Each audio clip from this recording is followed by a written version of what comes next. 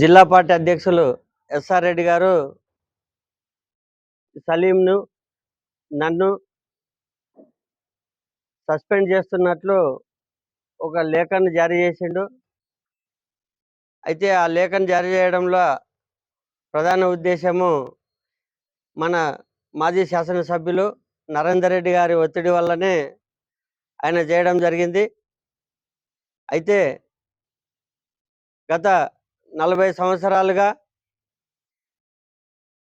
25 సంవత్సరాలు తెలుగుదేశం పార్టీలో పనిచేసి ఎన్నో పదవులు అనుభవించి సర్పంచ్గా, ఎంపీటీసీగా, మార్కెట్ కమిటీ చైర్మన్గా ఈ టీఆర్ఎస్ పార్టీలోకి వచ్చిన తర్వాత కూడా మార్కెట్ కమిటీ చైర్మన్ ఇచ్చారు.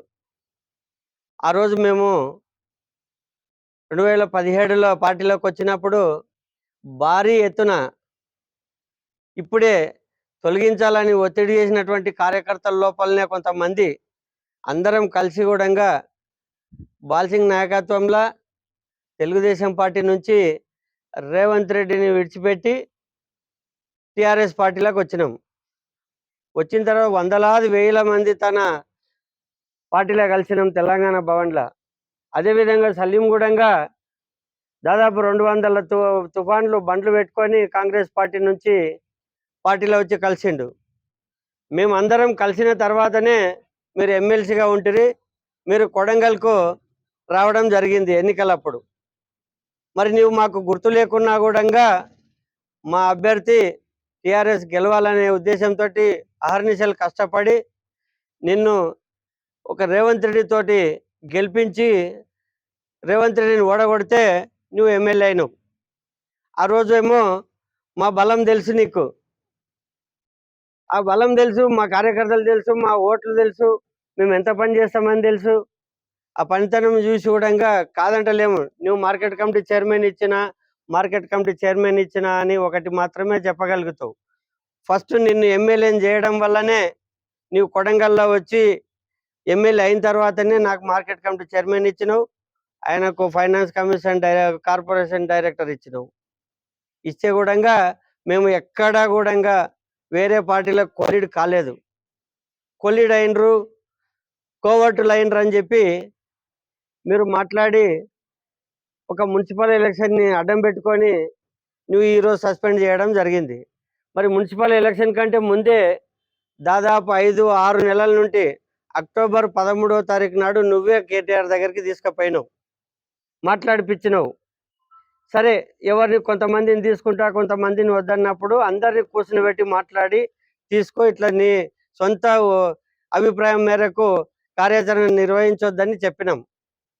దాన్ని అప్పటి నుంచి అక్టోబర్ నుంచి నువ్వు మరి అక్కడ జూబ్లీహిల్స్ ఎలక్షన్ తర్వాత కూర్చొని మాట్లాడతా అని చెప్పి అక్కడి నుంచి సర్పంచ్ ఎలక్షను, జడ్పీటీసీ ఎలక్షన్స్ వస్తాయన్నప్పటి నుంచి కూడా నువ్వు సర్పంచ్ ఎలక్షన్లో కానీ మున్సిపల్ ఎలక్షన్లో కానీ ఏనాడు కూడా మా తాను కూర్చొని మాట్లాడలేదు.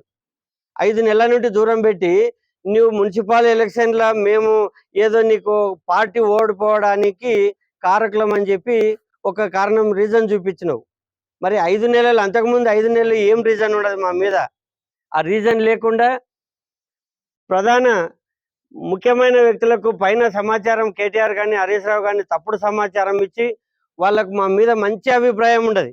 అధిష్టానానికి అంత మంచి అభిప్రాయాన్ని నువ్వు చెడగొట్టి మమ్మల్ని సస్పెండ్ చేపించినా కూడా ఒక్కరోజైనా 6 నెలల నుంచి నువ్వు కానీ అధిష్టానం కానీ నిన్ను మమ్మల్ని కూర్చోబెట్టి ఎప్పుడైనా కూర్చోబెట్టి మాట్లాడినవా?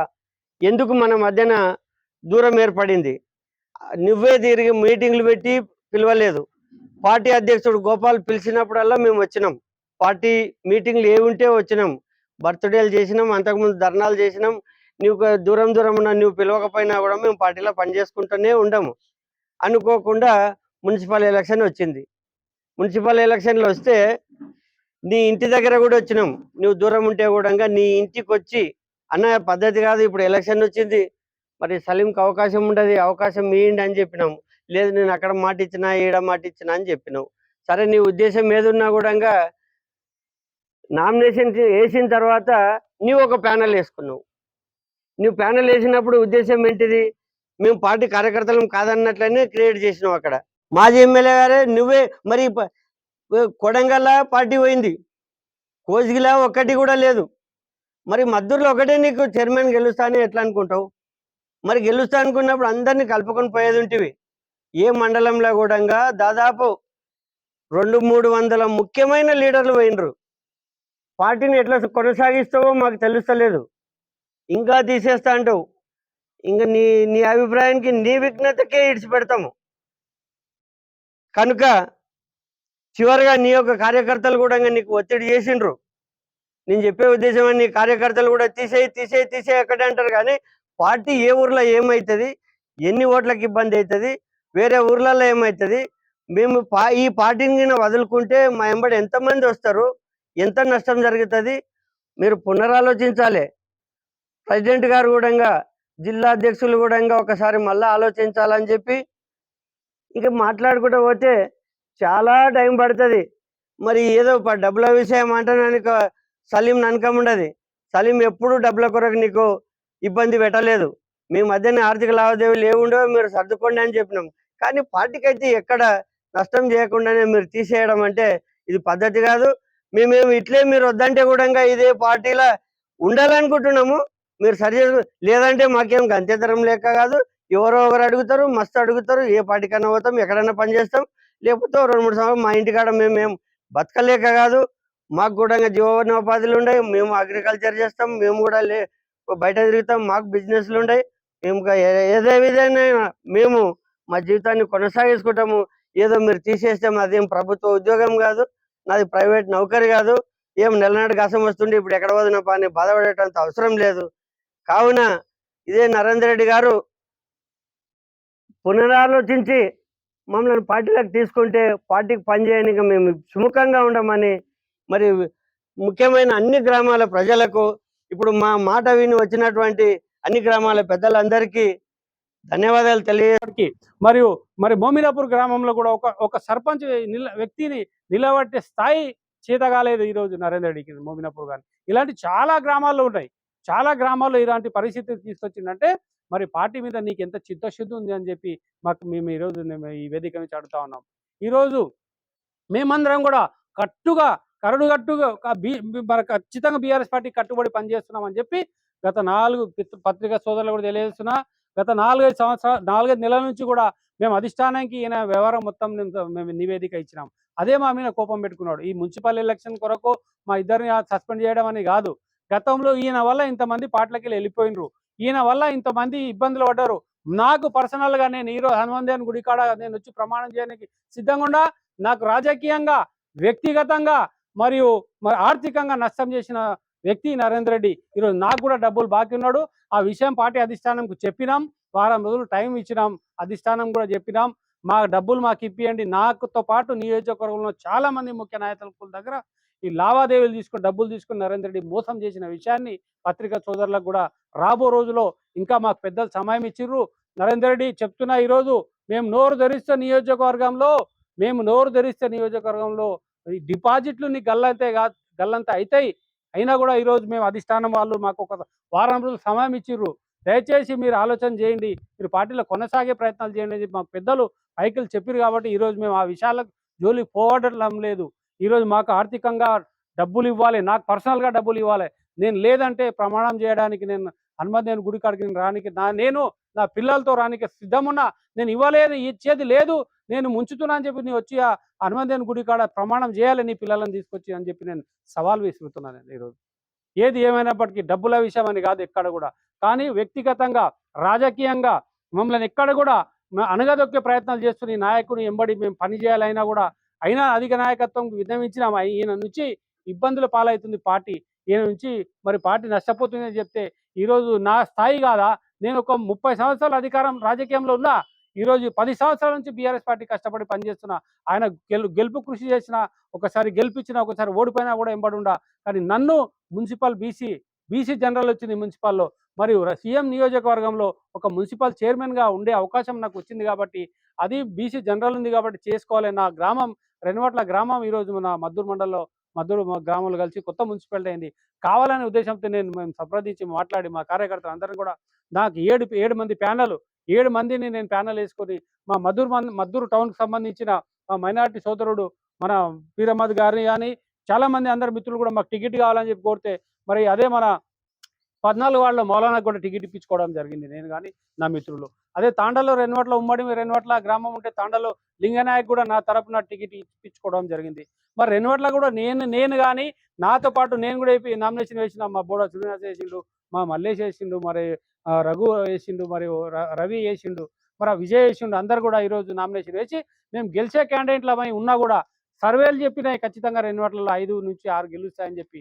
మరి ఉమ్మడి తాండా కలుపుకుంటే 6 గెలుస్తాయి సర్వేలు చెప్పినా కూడా మమ్మల్ని ఎట్టి పరిస్థితుల్లో ఏదో మా తప్పు మా అధిష్టానం చూపించాలని చెప్పి ఉద్దేశంతో మేము గెలిచే అభ్యర్థులను మమ్మల్ని కాకుండా మా మీద రోడ్ల మీద పోయే అనామకులను తీసుకొచ్చి నరేందర్ రెడ్డి తన సొంత ప్యానల్ వేసుకోవడం ఎంతవరకు కరెక్ట్ అని అడుగుతా ఉన్నాం. ఈరోజు మరి ముఖ్యమంత్రి నియోజకవర్గంలో ఈరోజు మనం గెలిచి ఉంటే ఈరోజు ఖచ్చితంగా మరియు పార్టీ ఈరోజు ఖచ్చితంగా గెలిచే అవకాశాలు ఉన్న నాకు కానీ నా వర్గానికి కానీ ఎక్కడ కూడా ఒక బీఫామ్ ఇయ్యలే. నేను కూడా అంత సీనియర్ నాయకుడు ఉండి మరి సమయం 2 గంటల వరకు 3 గంటల వరకు ఉంటే 2 గంటల వరకు వెయిట్ చేసిన. మరి బీఫామ్ ఇస్తారేమో కేటీఆర్ గారికి చెప్పినాం, హరీష్ రావు గారికి చెప్పినాం, మీకు బీఫామ్ ఇస్తాం పోండి అని చెప్పి వాళ్ళు చెప్పినా కూడా వినకుండా పార్టీ ఓడిపోయినా పర్లేదు కానీ వాళ్ళకి ఇచ్చేసేయండి, వీళ్ళకి ఇవ్వద్దని చెప్పి ఆదేశించి మరి బీఫామ్లు ఇప్పించిన నరేందర్ రెడ్డి తప్ప మా తప్ప ఒక్కసారి పత్రికా సోదరులు మీరు ఆలోచన చేసుకోవాలి. నాకు రెన్వట్లలో మాకు బీఫామ్ ఇచ్చింటే 5లో 4 ఖచ్చితంగా గెలిపించుకొని వచ్చే అవకాశాలు ఉండే. మరి ఆ రోజు ఆ 4 గెలిస్తే ఈరోజు మున్సిపాలిటీ అయ్యేదా కాదా మీరు ఆలోచన చేయాలి. అధిష్టానం నిర్ణయిస్తుండే చైర్మన్ ఎవరనేది. మరి ఈరోజు నీవు ముఖ్యమంత్రి క్యాండిడేట్ అయినా ముఖ్యమంత్రి నియోజకవర్గంలో ముఖ్యమంత్రికి పార్టీకి సంబంధించిన వాళ్ళే కూడా వాళ్ళు ఎక్కడ కూడా ఇంకా గంటకు చైర్మన్ ఎలక్షన్ అవుతుందంటే కూడా మరి చైర్మన్ అభ్యర్థిని ప్రకటించలే వాళ్ళు. మరి నువ్వెందుకు అంత తొందరగా మరి ఏ లాభాలతోనో ఏ స్వలాభాలతోనో నువ్వు ఒక అనామక వ్యక్తిని ఒక పార్టీలో మెంబర్షిప్ లేని వ్యక్తిని ఈరోజు ముందుకు తీసుకొచ్చి నువ్వు డబ్బులకు ఆశపడి ఈరోజు ఆ వ్యక్తికి నేను చైర్మన్ చేస్తా అని చెప్పి పార్టీని సర్వనాశనం చేసిన విషయం కాదా అని చెప్పి నేను అడుగుతా ఉన్నా ఈ నరేందర్ రెడ్డిని. బీఆర్ఎస్ పార్టీ గెలిచే పార్టీని సర్వనాశనం చేసిన ఈ వ్యక్తిని మరి ఖచ్చితంగా రాష్ట్ర నాయకులు కూడా గ్రహిస్తూ ఉన్నారు. సమయం లేదు కాబట్టి వాళ్ళు ఏం చెప్పలేకపోతున్నారు. మేము కూడా అదే చెప్తా ఉన్నాం. పార్టీ మాకు వారం 10 రోజులు సమయం ఇచ్చింది, అయినా సమన్వయంతో మాట్లాడదలుచుకున్నాం. నరేందర్ రెడ్డి చేసిన తప్పొప్పులన్నీ కూడా మేము అధిష్టానం నివేదించినాం.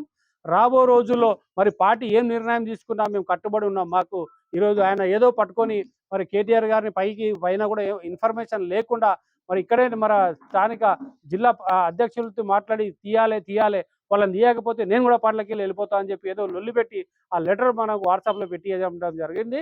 మాకు ఖచ్చితంగా అధిష్టానం నుంచి కూడా మాకు నిన్న మొన్న మాట్లాడుతూ ఉన్నారు, మీరు తొందరపడవద్దు, మీరు ఖచ్చితంగా సీనియర్ నాయకులు, నియోజకవర్గంలో మీరు ఎఫెక్ట్ చేసిన నాయకులు కాబట్టి మరి మీరు కూడా తొందరపడొద్దు అని చెప్పినందుకు ఈరోజు మీ ముందు మేము ఉంచుతున్నాం.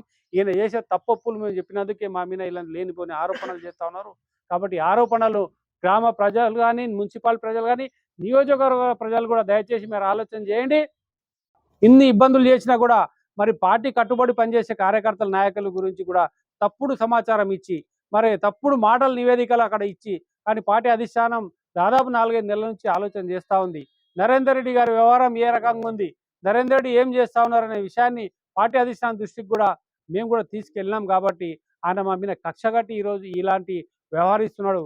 మరి నరేందర్ రెడ్డి గారు చేసిన విషయాలు ఆయన అందరిని తొక్కిపెట్టాలి, తాను ఒక్కడే ఉండాలి నియోజకవర్గం, వేరే ఎవరు ఉండొద్దు అనే ఆలోచన ఉన్నాడు. అదే ఆలోచన మేము చేసి ఉంటే నీకు 2018లో డిపాజిట్ అన్న వచ్చి ఉండేదా? ఒకసారి నరేందర్ రెడ్డి ఆలోచన చేయమని అడుగుతా ఉన్నాను. నీ ఆలోచన మాకు ఉంటే, నీ ఆలోచన గురునాథ్ రెడ్డి గారికి ఉంటే, నీ ఆలోచన ఉమ్మడి మా కొడంగల్ నియోజకవర్గంలో ముఖ్య నాయకులు నీ ఆలోచన తొక్కాలనే ఆలోచన మా లోపల ఉంటే మరి నీకు ఆ రోజు డిపాజిట్ వచ్చేదా? ఒక ఆలోచన చేయాలి. నీ గెలుపుకు మేము పనిచేయాలి, కానీ మాకు ఎక్కడ కూడా సహకరించావు నువ్వు. గురునాథ్ రెడ్డి గారు కాదు కదా, గురునాథ్ రెడ్డి గారితో పాటు దాదాపు మా దగ్గర లిస్ట్ ఉంది, ఒక 100 మంది ముఖ్య నాయకులను పార్టీలకి లేలగొట్టిన ఘనత ఈ నరేందర్ రెడ్డి అని చెప్పి నేను తెలియజేస్తున్నా. కష్టపడి మరి బీఆర్ఎస్ పార్టీ రాష్ట్ర నాయకులు కష్టపడి మరి ఆ రోజు గత 18 ఎన్నికల్లో ఎవరు పెద్దగా టీఆర్ఎస్ పార్టీ లేకున్నా కూడా మమ్మల్ని కాంగ్రెస్ పార్టీ నుంచి క్యాడర్ని తీసుకురావడానికి మమ్మల్ని ప్రోత్సహించి బీఆర్ఎస్ పార్టీ నుంచి కూడా టీడీపీ నుంచి కూడా మన వీరారెడ్డి గారిని కూడా అందరిని కూడా వాళ్ళ క్యాడర్ తీసుకొని అన్ని మండలాల క్యాడర్ తీసుకొచ్చి ఈరోజు గెలుపునకు దగ్గర తీసుకొచ్చి గెలిపించి ఒక గట్టిగా పార్టీని తయారు చేసి ఆ పార్టీని నిర్వీర్యం చేసిన ఘనత నరేందర్ రెడ్డి కాదా అని చెప్పి నేను అడుగుతా ఉన్నా. ఈరోజు రాష్ట్ర నాయకులు మీరు ఆలోచన చేయండి, మీరు చేసిన కష్టం ఎక్కడ పోయింది? గత 5 సంవత్సరాలు ఎమ్మెల్యేగా చేస్తే కనీసం నియోజకవర్గంలో ఉన్న బీఆర్ఎస్ పార్టీ నాయకులారా కార్యకర్తల దయచేసి మీకు దండం పెట్టి అడుగుతున్నా, ఈ నరేందర్ రెడ్డి గారి నుంచి మీరు ఎక్కడ కూడా, మనం కష్టపడి చేసినాం, గెలిపించినాం, కానీ మీరు ఎక్కడ కూడా ఒక నయా పైసా, ఒక నియోజకవర్గం ఉన్న నాయకులు కార్యకర్తలు ఈరోజు ఉన్నారు, మీరు ఎవరన్నా ₹1,00,000 తన ఏదైనా లాభాలు పొందిన వ్యక్తులు ఎవరైనా ఉండారా? ఒక్కరన్నా ఉండారా అంటే ఒక వ్యక్తి కనిపించాడు అని చెప్పి విషయాన్ని, ఈ నరేందర్ రెడ్డి గారి విషయం గురించి నేను తెలియజేస్తున్నాను.